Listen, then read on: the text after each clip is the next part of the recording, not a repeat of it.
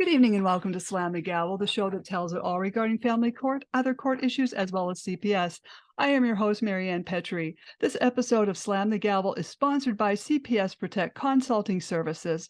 A child protective services case is one of the most frightening experiences for any parent. Don't face it alone. Face it with confidence with Urgent Assist by CPS Protect. You can have access to former CPS investigators to make sure you preserve your rights and protect your family. If you're facing CPS involvement and aren't sure where to turn, their child welfare consultants can help you. Visit cpsprotect.com/subscribe and enter the coupon code SLAMTHEGAVEL for 10% off your first year of Urgent Assist. And this is available in all 50 states. I have another announcement. Bradley's mother, Narcisse Golan, passed away 5 months ago. Bradley is autistic and needs structured routine and therapies he receives for his autism 6 days a week. However, Italy just entrusted Bradley to the Italian Social Services. If he is ruled to go back, he will face the next 3 to 4 years in the Italian foster care system where he can't speak or understand the language. He will then be taken away from the only family he has ever known. Please contact Governor Hochul at 518-474-8390. That's Governor Hochul at 518-474-8390. Hashtag keep Bradley safe. Here in these United States, I've got a brand new guest on. I'm very pleased to have Adrienne Miranda on. She is a book author of The Scent of My Son, In God We Trust. This is a true story about a mother's quest for justice for her beloved son, Joseph Miranda. He was brutally murdered and killed at the age of 19 while working for a landscaping company. Adrienne Miranda, his mother, knew that after many meetings with the police and other government entities in Maryland, that nothing they were telling her was making any sense at all. She researched and wrote numerous letters, made countless phone calls, and attended several meetings. These public servants resisted Adrienne's efforts and valid questions. They lied repeatedly without crucial police reports and withheld crime scene photographs from the medical examiner's office. Now, however, the opposition and adversity that Adrienne and her family faced from local and state prosecutors is just unconscionable. They committed despicable malfeasance and twisted and distorted the tactics. The local state prosecutor wrote in a letter to the chief medical examiner and his assistant that he did not agree with their conclusion of homicide and states Joseph's death was an accident. Despite all of the physics, evidence, forensics, and scientific proof, the local and state prosecutors went against the highly qualified, exceptionally skilled coroners and their confirmed conclusion. It will be 8 years on July 20th since Adrienne and her family have survived this horrific nightmare. The only thing that has kept Adrienne strong and moving forward is her undying love for her son and her love for unshakable faith in the Almighty God. And she knows that with God, all things are possible. And I welcome you to the podcast, Adrienne. Thank you. Thank you so much, Marianne. Thank you for that introduction. Yes, thank you. Well, I wish it was a little bit smoother, but how are you doing and where are you at with all of this? Well, I'm still, my perseverance is strong and God gives me the strength to continue. I will never give up. And actually, it's been July 20th. This July 20th will be 17 years since I've been fighting for justice. And everything you said is completely factual. My son's case, they're calling an accident when the medical examiners here, all of the medical examiners in Baltimore, in Maryland, confirm my son's death is a homicide. We know homicide means when a person's life, one's life is taken by the hands of another. And my son was killed, brutally murdered at his job. He worked for a landscaping company, Outside Unlimited, and in Baltimore County. And the spotter, his coworker, got irritated. He even says it in the police report. And he knocked my son forward knowingly into the path of an oncoming reversing bobcat tractor. And my son crushed to death. That is murder. That is manslaughter. Mhm. And all of the medical examiners studied the crime scene photographs, the facts, the science, the physics. They even did their own reconstruction. And my son's death is homicide. It's, in the record of homicide in Baltimore County.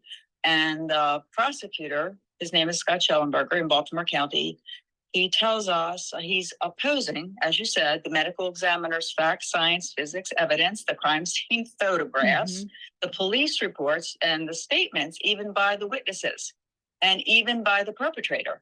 He's falsifying the evidence, this prosecutor. He's saying that a homicide is not a crime. What? A homicide is not a crime? And my son was brutally assaulted, and assault alone is a crime to the point of death. Murder. Exactly. So I will never give up. Never, Marianne. And again, thank you for giving me this platform. I have started a petition for justice for Joseph. If you Google Joseph Miranda petition, or, maybe you could add the link some way. I'm asking people everywhere, all over the country, to please sign the petition. You can go to the petition. It's basically on my website at www.pleasedoyourjob.com. And it's the petition. You can read it, explains exactly what the petition is for.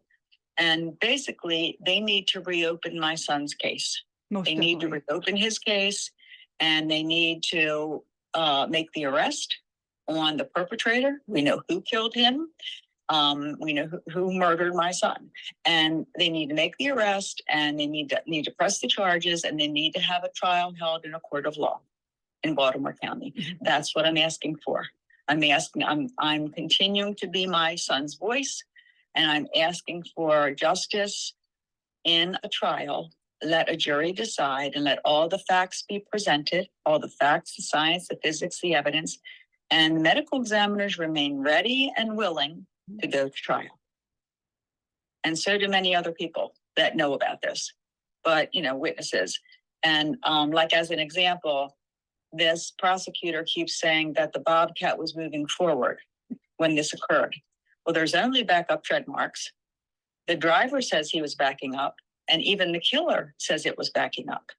So I'm like, Mr. Shellenberger, why do you keep saying this? Why are you falsifying the evidence? Why? He keeps saying it was going forward and creates an impossible scenario that this person who killed my son, he made up 5 different scenarios that are all impossible, that it was going forward, that my son, for some reason, ran and jumped on top of the tire and fell through. There's nothing to fall through. My son is found, Marianne, flat on his stomach, completely underneath the Bobcat. He is prone on the ground. His legs sticking out the back on the ground. He's prone. And the left rear tire is behind my son's left shoulder. And my son's face, head, and neck were crushed to death. There's undisturbed brain matter extruding out of his skull. There was no forward motion at all. And my son was hit so hard, knocked so hard, he probably was unconscious as he went down to the ground. Because when they found Joseph, his hands are at his hips.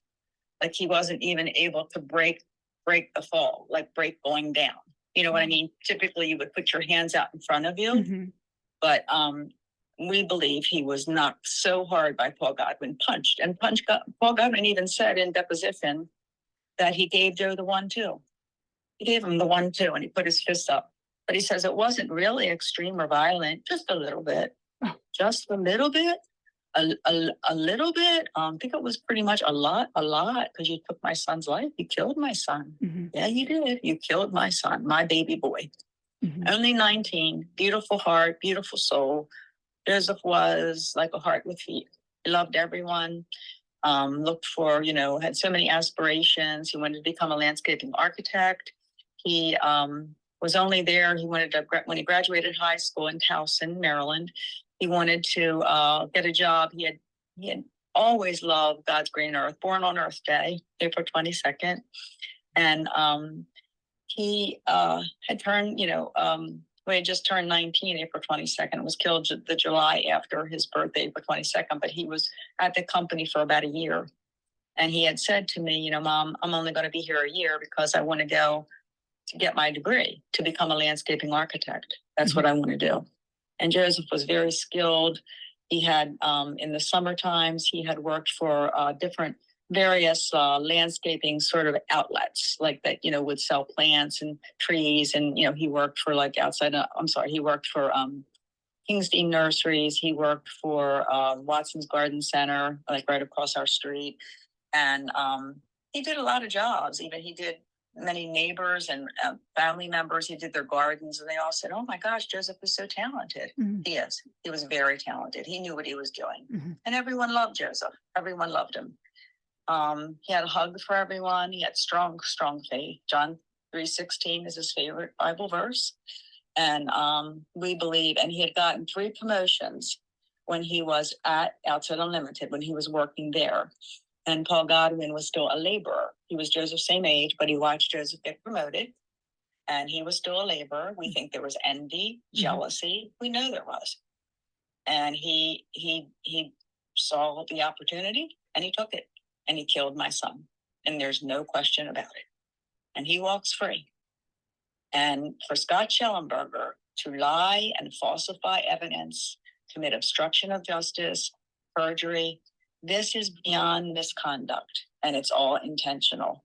And Marianne, if you research the autonomy that a prosecutor has, in the sense that there's no oversight for a prosecutor, they can do anything they want. They all have qualified immunity, like you can't touch them, and it's like an abuse of power that they're given, and it's wrong. It's wrong. And I spoke before the General Assembly in Maryland over these years to talk about qualified immunity and to ask that it be modified. It's wrong. It's wrong to give someone free rein and to have no checks and balances. And the police don't either. They can basically, I know there are many good police, but there are also police that are not. One apple can spoil the whole bunch. We know that. And we've all seen that on the news, different things now, and different people that have been killed by police that are lying, that are covering up, different things they do. Well, we want to turn to police because we feel that they protect and serve us. But often they're not protecting and serving us. They're protecting themselves. And that's my life. That's what has happened with me in this living nightmare that I endure. I cannot imagine. Yeah. Marianne, there's no worse loss than burying your child. There isn't. There's no worse loss. I wrote a book. It's called The Scent of My Son, In God We Trust. I don't know if you can see my penny, but I have my penny on. Beautiful. Yes. And that penny I had made into a necklace, and I wanted to wear it close to my heart always. And it was found in my son's pocket. I was never able to see my son. My Joseph walked out that morning saying, "Bye, Mom, I love you." And I never laid eyes on my baby again. Never again. And the police didn't call us for like 8 hours after. And I even said, "Why did he take you so long to call us?" My son had every one of our phone numbers, my phone numbers and his dad's, but every one of my phone numbers, my work phone, my cell phone, my landline phone. Why did it take you 8 hours to call us 11:30 at night? They never answered me. They never told me why. And all of it from the beginning, I knew, Marianne, something was not right. Something was not right at all. And on the day my son was killed, they had 91 crime scene photographs, and they only sent 1 photograph to the medical examiners. 1 out of 91. No, I wonder. I'm Go sorry. ahead. I wonder who's getting paid off here. Oh yeah. Multiple people. Absolutely. Yes, you're right. It's all about money. And people said, follow the money, Adrienne, follow the money. And it's also about politics. I know the Fraternal Order of Police because there was just last April, there was a voting, for there was voting and an election for the prosecutor in Baltimore County. And it was the primaries. And finally, someone, because he's been in office for 16 years, finally, a fellow named Robbie Leonard, who's an attorney, a very good attorney, ran against him, ran against Scott Shellenberger. I campaigned for him. He almost won. He was winning in the beginning, like he was winning. But then the mail-in votes put Scott Shellenberger over by 1,500 votes. That's all. But Robbie Leonard, wonderful, wonderful attorney, bright, honorable, has such integrity. He said, Adrienne, we know Joseph's case. If I win this election, I'm going to reopen your son's case. But it didn't happen because Scott Shellenberger still got the 1,800 votes. That's a close race, though. That's a close race. And it was just very strange. I'm saying all of it is very strange. And he has beat me down. He has beat me down. He threw all of us out of his office, even when my mom was alive, an 88-year-old lady walking in there with a walker. He threw, just because I asked the question. Because the police were supposed to interview certain people, and they didn't. And I asked, why did they not interview them? And one detective kept shaking his head like, no, like that didn't happen. Yes, it did happen. They came in my kitchen, and I watched them write the names I gave them. I watched them write them on his yellow line notepad, said they would. But when I got the report, they never questioned them. And I said, why? Why did you why are you being untruthful? And then Scott Shellenberger told us all to get out.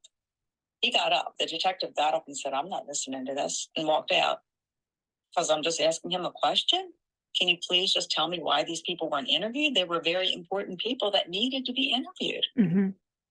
Marianne, it's just, there are no words. It's unconscionable. It's detestable. It's unconscionable. It's despicable. And dereliction of duty.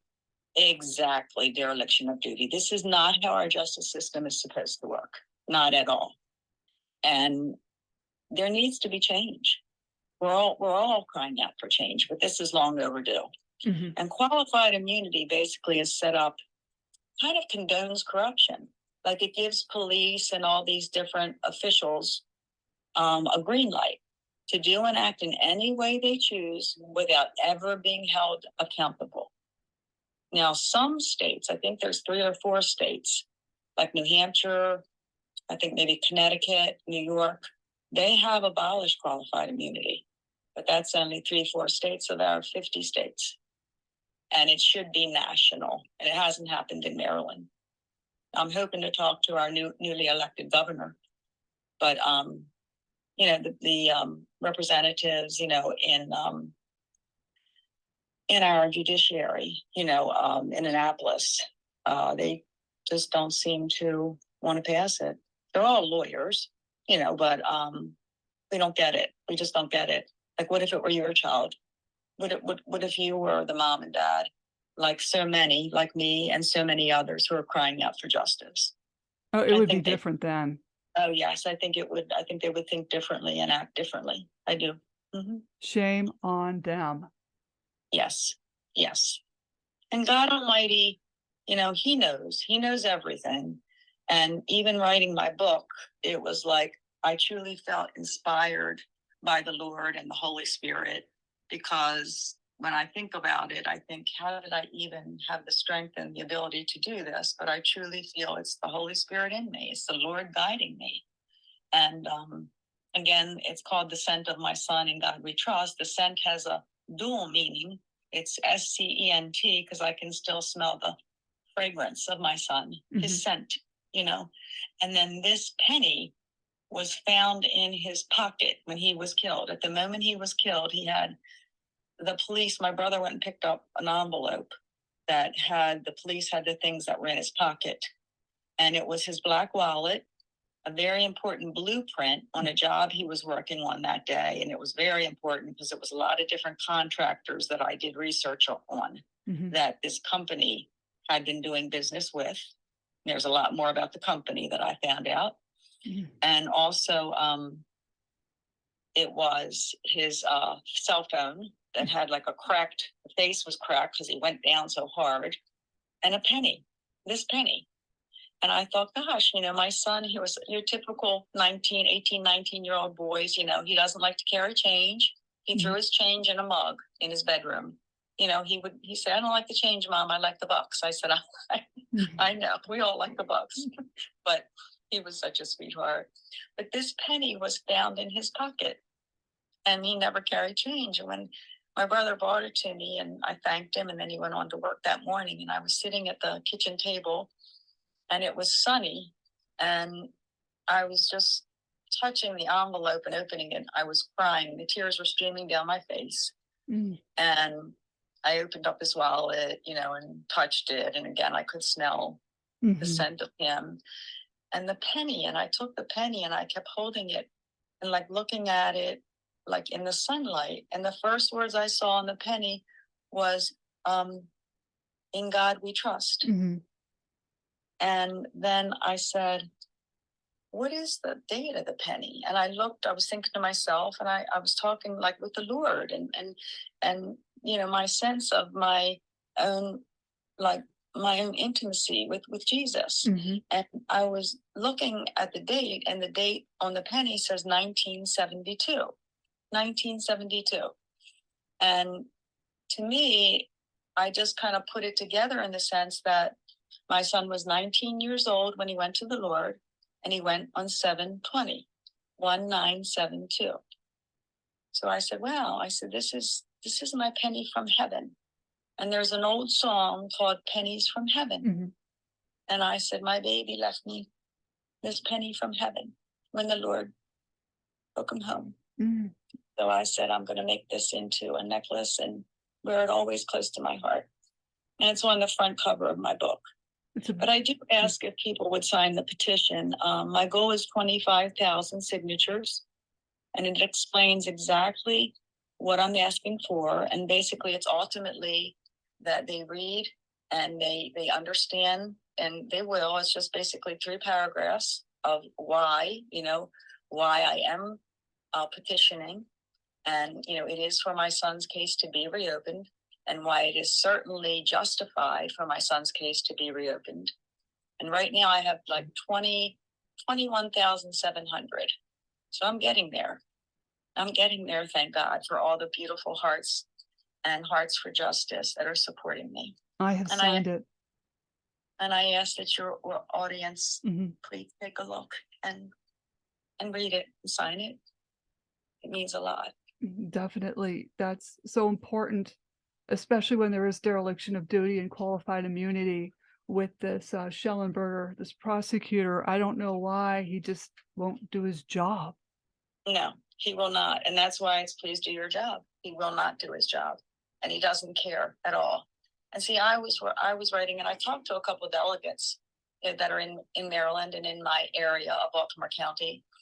And I said, why is there no prosecutorial accountability? Why can't you put it out there, a House bill to create, prosecutorial accountability law, where, in a situation particularly like mine, and I'm sure others, where you have medical examiners, 12 expert, skilled forensic doctors that are saying and explaining why this is a homicide with all the facts, science, physics, and evidence to back it up, and the crime scene photographs. And then to maybe, okay, Mr. Shellenberger, you're going against all this facts, all this science, all this physics, all this evidence. What is your justification for going against it? Tell us. Tell us, please. What is it? I have no idea how he would answer. But why? Why don't we have that? It should be a law, a prosecutorial accountability law across our nation, I agree. For them to have to answer to no one, it's abuse of power. And beyond dereliction of duty, it is dereliction of duty, absolutely. And it also violates his oath of office. It also violates our victims' rights. This is so important. This is, yeah, and Marianne, this is not something I can be quiet about or go away about. Not at all. I have to be my son's voice. And I'm also advocating for all mothers and fathers and families who are crying out for justice only to be beaten down and lied to. It shouldn't be. It cannot be. It cannot continue. And I miss my son terribly. I miss Joseph so much. I miss his beautiful smile. But I know he is in the arms of Jesus. But, at the same time, I feel his presence. And I feel like the Lord is saying, he suits us up with the armor of God when we are against overwhelming obstacles. He gives us that strength to move forward with the love of my son, with the ultimate answers that we are going to obtain justice. Our justice system is broken, terribly broken. And we the people need to change it. I've been told that the system isn't broken, that this is well-oiled, fine machinery that's operating exactly the way they want it to. Well, there it is, right there. They want it to. Right. This is the people. But see, when it comes to elections and votes, there's all kinds of stuff that goes on as far as who's contributing to a campaign, who's scratching whose back. You scratch mine, I'll scratch yours.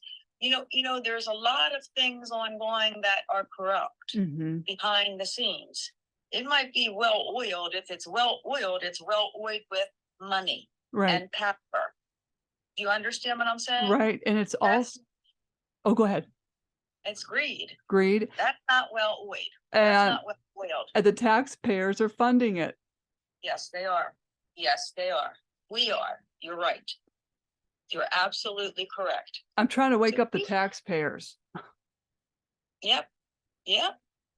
This is what our taxes are going to.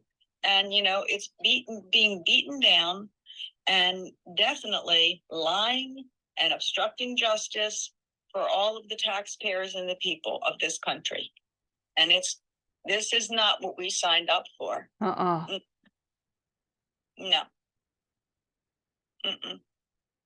Not at all. And, I see more and more moms and dads, coming out and, using their voices for their children who are brutally murdered, and they've gotten no justice, or there's cover-ups and corruption, like in my case. And, even the medical examiners still, I talked to them recently and they said, Adrienne, this is unprecedented that a medical examiner, the medical examiner's findings, and you've got a prosecutor who relies on medical examiners in a death. That's who they use when they're trying their case. Here's the experts. Here's their facts, their science. Let them present it. Mr. and Miss Jury, listen to their facts and their science and look at it. But he's going against them? That's atypical of a prosecutor. He's basically saying the medical examiners are worthless. Really? You think that, huh, Mr. Shellenberger? You're not a doctor. You're not a forensic scientist. How do we spell Shellenberger's last name? Shellenberger. Okay. Scott Shellenberger. Well, he's a waste and taking up space that some other prosecutor could do a better job. Absolutely. He's been in there too long. He's corrupt. He definitely, when you're falsifying evidence, when you're saying, there's only backup trademarks, even the medical examiners went out and did their own reconstruction. They're saying what he's saying is impossible. My son had no broken bones below his neck. He didn't fall through anything. There's nothing to fall through. And then one time the killer said, well, my son's foot got stuck under a tire. and it pulled him under, sucked him under. What? My son had no injuries to his feet. None. You see what I'm saying? Right. It's just like, it's and a contortionist midget. I'm just using that phrase because, if you look at a bobcat, a tractor, it's only about 4 feet wide, maybe 6 feet in length. And it's heavy though. It's 7,600 pounds of steel. And what I'm saying is that the space between the two tires is only 16 inches, and there's an undercarriage under it, a metal undercarriage that sits only like 8-9 inches off the ground. Okay. So there's nothing to fall through. Like to say Joseph jumped on a tire, it was going forward. First of all, if they're saying my son jumped on the top of a tire and it was going forward, my son would be up and ahead of the bobcat, not underneath it, completely underneath it. Do you know what I'm saying? Like, it's physics, it's science. Like, all they're saying is, and my son's injuries, none of that happened. It's impossible. So, like, why is this supposedly bright, intelligent man of integrity that we hope for in a prosecutor? Why is he using impossible scenarios and lying? Why? There's a reason for it. There's definitely a reason for it. It's money, it's power, it's to keep the position. It's politics can be a very ugly game, ugly and dirty. Yes. So go ahead. You go ahead. So this murderer is walking free. Yes. He is now 30. He'll be 36 years old. My son would have turned 36 April 22nd, and he'll be 36. He died at 19. And all his aspirations, his dreams, he wanted to marry, he knew he wanted to have 3 children, all stamped out by Paul Godwin. He's the murderer. I can say his name, Paul Christopher Godwin. He's the one that killed my son. My son's death is confirmed a homicide. And there's a prosecutor that won't do his job, and he's making up, things like, well, it's not in our jurisdiction, it's on state line, it's this, it's that. We did get it confirmed. My son was killed in Baltimore County. We did get that confirmed. Good. That's what they done, and that was confirmed. He was definitely killed in Baltimore County, and he knows that. But he was making up all kinds of things. He didn't want the case, basically, I think, because of this company, Outside Unlimited. And I learned an awful lot about the company, Outside Unlimited, and the owner. His name is Joseph Patrick Medved. And it doesn't so much matter, really. I mean, he hired a lot of immigrants that weren't, they weren't documented. But either way, those people are very hardworking. He paid them minuscule wages, so he could stuff his own greedy pockets. He's very well connected. And the contracts that I saw that he did, all these state contracts for landscaping, like big buildings, big colleges, big state hospitals. And he did a job for the White House, a sprinkler system. He's not a federal contractor. He's a private contractor. How do you get a job with the White House? Because I even called the White House and I asked to speak with the groundskeeper, and he talked to me. The gentleman did, and I said, "Oh, I'm just calling because we've always admired the rose gardens and at the White House and the lands and the property." I said, "Can you tell us who does your landscaping?" He said, "Oh, ma'am," he said, "thank you for that compliment." He said, "but we're not able to do that because all of the people we contract with are federal contractors." I said, "Okay, thank you so much." So how did Joseph Medved and Outside Unlimited get a job doing the White House? Their sprinkler system. Odd, right? Very, very. And when my son was killed, there was a mass exodus. He had about 175 employees, and about 125 left, quit the next day. No kidding. You never told me that, because you and I, we've talked on the phone, I think 1.5 years ago, and then we talked little bit later. I know. And the more I find out about this company, I mean, the company I think is closed down now, but he still has Westminster Wholesale Nurseries. He had a lot of companies. And Westminster Wholesale Nurseries is a distributor where they grow trees and they distribute them all over the country. Mm. Yeah. But, and I was told a lot of things. I was, I've had the FBI involved in a very, very good gentleman, very nice gentleman, very bright gentleman. His name was Tom Cash. He helped me for years and years in the beginning. He said, Adrienne, it's all true. Mm-hmm. Everything you're saying is true. Shouted from the mountaintops is what he said. He actually said to me, your story, your book should be a movie. Mm-hmm. It's true. It's a true story. Everyone should know what is going on and what is happening. They should. Mm-hmm. They have a right to know. He said, you're living the Pelican Brief. And I know what the Pelican Brief is about. Mm-hmm. Oh. And he was a bright man, very bright man. And, Michael McCasey, he was the Attorney General, the United States Attorney General. I contacted them. They basically said I did have a case, mm-hmm. But the people wouldn't call me back. It was all very, very weird, very strange. And this man in the company may have been a front for the government. It's what we kind of think for many reasons, many reasons. And I remember one day my son came home. This was about 2 months, Marianne, before he was killed.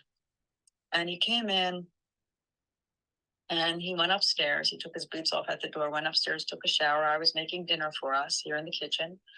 And he sat down at the corner of the table, where he usually always sat for dinner. And I was getting our plates together, and he had his forearm, his forehead leaning on his forearm, down on the table, and he was sighing, just sighing. And I said, Joseph, what's wrong? I said, what's wrong, sweetheart? Mm. And because your children, when something's bothering them. And he didn't say anything. And I said, Joseph, tell Mom, what's bothering you? Mm-hmm. And he's still, so I went and sat catty corner to him, and I put my hand on his arm. I said, Joseph, look at Mommy. Look at me. I said, tell me, sweetheart, what's wrong? Tell me.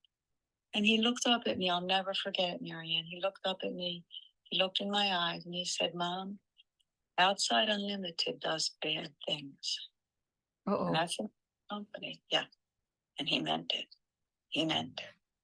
I knew my son. He was serious. And he put his head back down. Uh-huh. I said, Joseph, what do you mean by bad things? What do you mean? Because he was being serious. He was it wasn't hiring Mexicans or anything like that. Joseph got along with everyone. It wasn't anything like that. He loved his coworkers and they all loved him. Not that. So I said, Joseph, what do you mean? What do you mean they do bad things or what, And he just wouldn't answer me. And I said, Joe, you know something? You've got me worried. I said, you're telling me they do bad things, sounds like illegal things. Mm-hmm. I said, and you can't tell Mommy anything about it. I said, I went and got the portable phone. I said, I want you to call there now and resign. Mm-hmm. Mm-hmm. I want you to resign. You just tell them you're giving them your notice, and I will take you and go with you tomorrow, get anything out of the locker that you have, anything that's yours, and then we'll come home. And then he gets up, he puts the portable phone back on the cradle. He comes and kind of turns me because I was back at the sink, and he kisses me on my forehead like he always did. Mm. He said, Mom, don't worry, Mom. He said, I'm going to be okay. He said, I only have 2 more months and I'm out of there. Oh. 2 months and I'm out of there. I'm going back to school. I want to go to college, get my degree. I know I want to be a landscaping architect. Mm-hmm. He said, don't worry. And 2 months later, he was dead. Mm. What happened to my baby? Yeah. I wish I would, you know, if you go back in time, I wish he would have listened to you. I know, I know, but But he didn't think like, I'm sure he didn't think somebody was going to kill him, you know? mm-mm. I really didn't think that. But Oh, what I ended up finding out, Marianne, was that this owner and this company and all were connected and involved in organized crime, mhm. drug smuggling, human trafficking, gun smuggling. So, Oh, that's and disgusting. that was confirmed for me by ex-CIA agents, Scott Bennett and Dr. Jim Gavel. They moved to Canada. Oh, Mm-hmm. Yeah, I contacted and was able to contact a lot of people. A lot of people have helped me along the way, and they know everything I say is true. mm-hmm. And they know this is beyond a travesty of justice. And it Well, has to. yeah. Well, what's the harm of reopening this case and prosecuting this fellow? Um, No harm. Just get to the truth. yeah. They didn't even give him a polygraph. They didn't even, they had the polygraph already, and the police did, and they were going to polygraph him. And then they were told by this Lieutenant Colonel Ron Collison, who is like way up there with Homeland Security, no, don't polygraph him. Don't polygraph him. Don't you think that's odd? Mm-hmm. What? The medical examiners now, they're still ready. They're still ready to go to trial.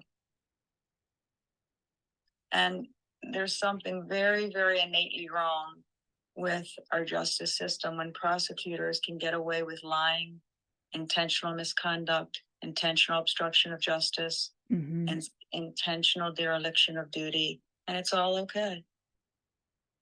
People have nothing to say about it, and they have no oversight. What? What? How can this be? How can this be, Marianne? I don't know. Oh, So I'm yeah. hoping for the 25,000 signatures, and then I'm going to submit my petition to Scott Shellenberger, and I get to submit it to 3 people over him. And Good. I decide who those 3 people are. And then if there's 25,000 signatures, that's why it's my goal. They have to reply. They have to reply with something. And how many signatures do you have already? 21,700. Oh, Yep. Thank God for those people, for those good hearts, for those kind hearts that care, mhm. and have hearts for justice. And they have empathy, compassion, and empathy. This has to be done. This has to be dealt with. Uh,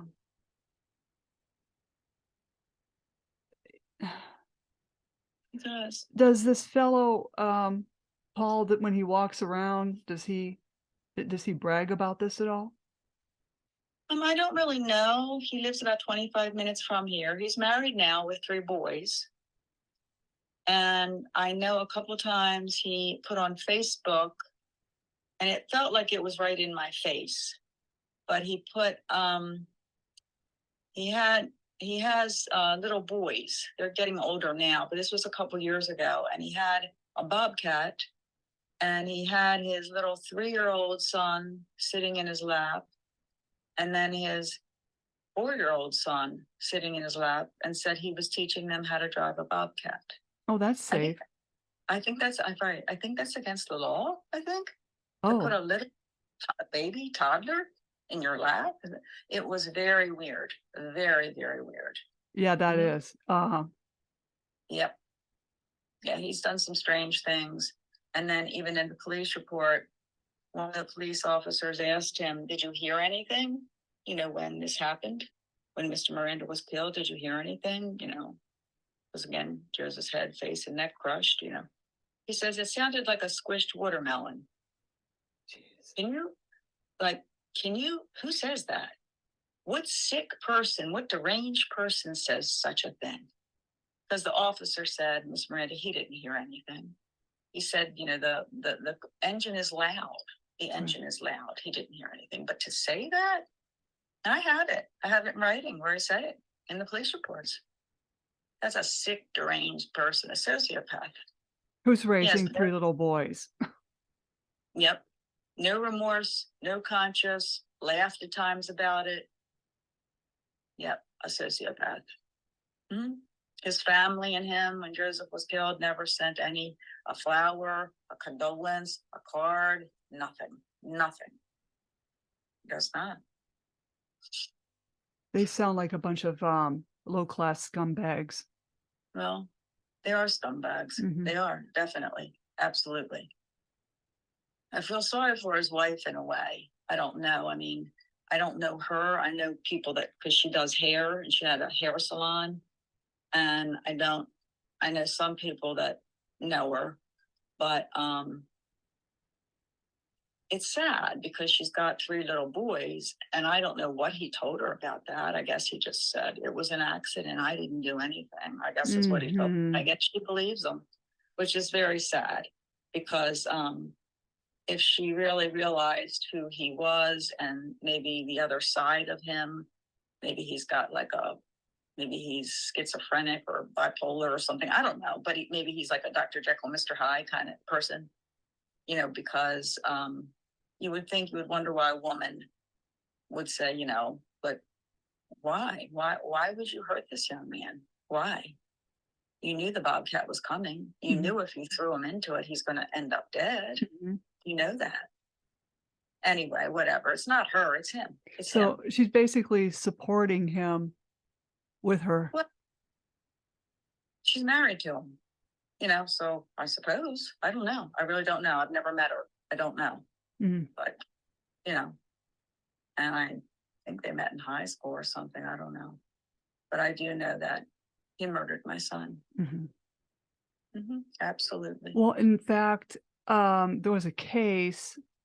I can't think of what city this was in, where there was a line, people were going in to see a rock band, and 2 guys started pushing each other, and a cop went to break it up, and the cop ended up punching one of the young men in the face. He fell backwards, hit his head, and died immediately. Mm-hmm. And that cop served time.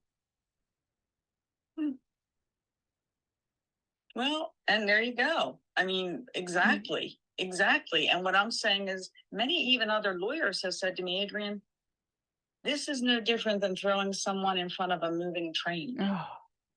It's no different. This is murder. He knew the bobcat was coming. He knew it was backing up, coming right towards where they were standing.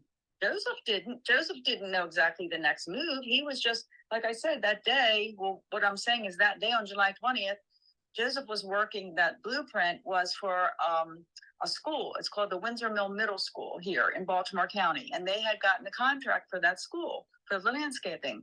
So Joseph and his crew were out at that school working.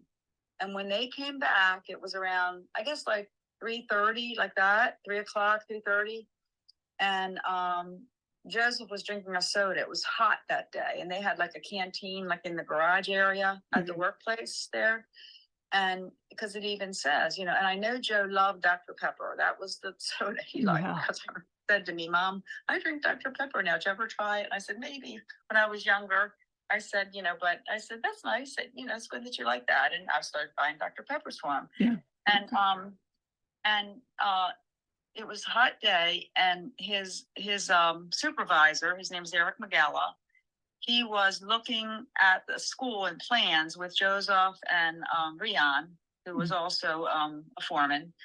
And he said to Joseph, he kind of up a slight incline, maybe I don't know, 30, 40 feet away on a road. He said, they're just loading dirt with that bobcat. He said, go get that bobcat, Joseph. He said, we need to load 20 trees tonight because that school's going to be opening. So we need to load 20 trees. So go get the bobcat. So Joseph said, okay. He was just following the instructions of his supervisor. Mm-hmm.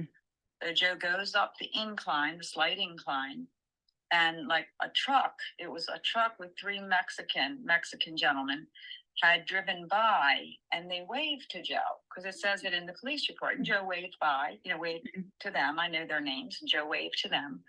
And Joe walked up. He saw that the driver was stopped in the Bobcat. And the spotter was this Paul Godwin. Like, a spotter is supposed to be a safety position. Mm-hmm. You know what I mean? Like, if someone's coming, you would stop them before they go through the road. If the Bobcat's in the middle of the road loading dirt, So he was acting as the spotter. Joseph, he walked up and he made eye contact with the driver, and the driver, Antonio, he nodded to Joe. You can approach. So Joseph, leaned in, and Antonio leaned out, and because it was loud, but the machine was stopped. And Joseph said, Tono, I need to borrow the Bobcat. I need to use the Bobcat to load 20 trees. Mm-hmm. And Antonio said, okay. He said, Joe, they were both laborers. And he said, Joe, can I just load just one more bucket? So Joseph said, sure.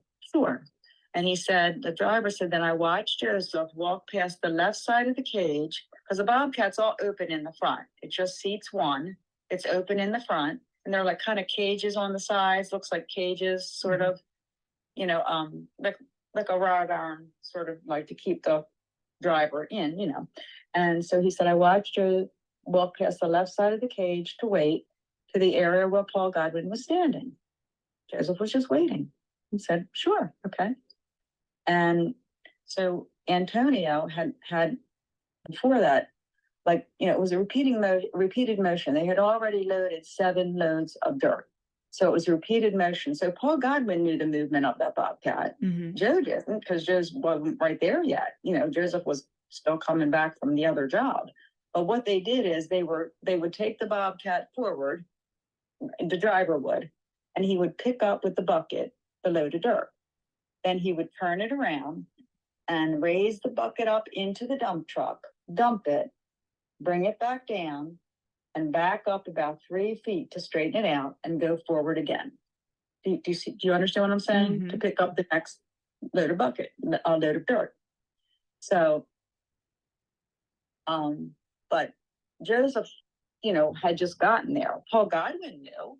He knew how it maneuvered and when. Mm-hmm. So, when Joe went to walk back and wait, when Antonio said, can we just load one more bucket of dirt? Joe said, sure. So he was standing there drinking his soda just in the hot sun, I guess in the area where Paul Godwin was. And then the next thing you know, Antonio is going to back up, because he had just loaded the dirt and brought the bucket down, but he's going to back up now about 3 or 4 feet. You know what I mean? Mm-hmm. To go forward and pick up the last load. So when he's backing up about 3-4 feet, that's when Paul Godwin shoves, punches, knocks my son right into the path of it, to be crushed to death. Mm-hmm. And underneath the left front tire is a crushed plastic bottle of Dr. Pepper soda. I'm sure it flung out of my son's hands, as he went down. What an evil individual. Evil. It is evil. You're right. It's evil. Evil. Mm-hmm.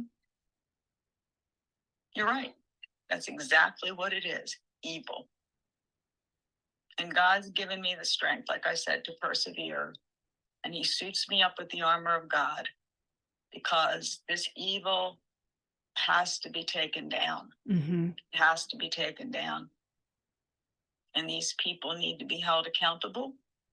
And, our justice system and all those who are part of the justice system, those people, they cannot keep ignoring or pushing someone's death under the rug like Mm-hmm. they don't matter, like their life doesn't matter. My son's life does matter, Mm-hmm. and it always will. So these prosecutors, I can't speak for others. I can only speak for the one that I'm dealing with, but I've heard other stories. We always hear on the news different stories. But like I said, there are 3 or 4 states that have abolished qualified immunity. Thank God for them. Yeah, I think it's catching on. I really do. I think so too. And we all need to carry suit. I'm not sure, if the president can do anything. I don't know, but I do think that on a federal level and on national level, it should be a blanket covered, say, okay, this is being abolished.